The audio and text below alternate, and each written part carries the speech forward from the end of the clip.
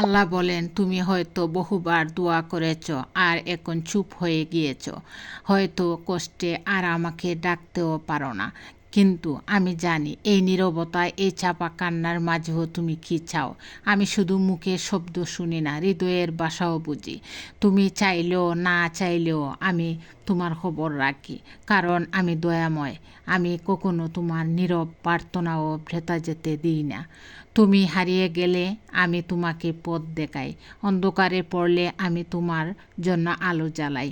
তুমি যখন ভাবো আমার দিকে কেউ নেই, আমি তখনও বলি আমি আছি, কারণ আমি তোমার রব। আমি কখনো তোমাকে ছেড়ে যাই না।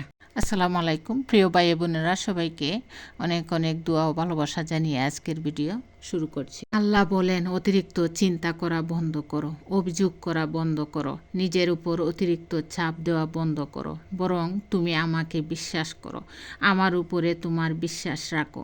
আমি তোমাকে তোমার পরিকল্পনার চেয়েও বেশি ভালোবাসি। আমি তোমাকে হতাশ করব না।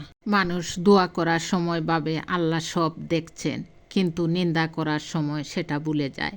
পূর্ণ করার সময় ভাবে আল্লাহ সব দেখছেন, কিন্তু পাপ করার সময় সেটা ভুলে যায়।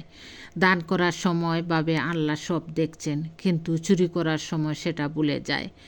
আবার সেবা করার সময় ভাবে সবার মধ্যেই আল্লাহ আছে, কিন্তু কাউকে আঘাত করার সময় সেটা ভুলে যায়।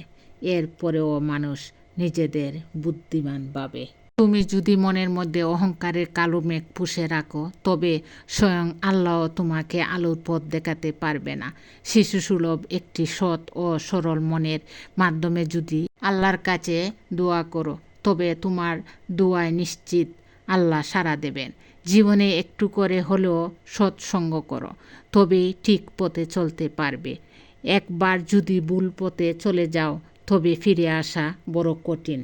সব শেষে বলবো, হে আল্লাহ, যেখানে আমি ভুল সেখানে তুমি আমাকে পথ দেখিও, আর যেখানে আমি সঠিক সেখানে তুমি আমার পাশে থেকো। তুমি পাশে থাকলে এই পৃথিবীর আর কোনো কিছুই চাওয়ার থাকে না।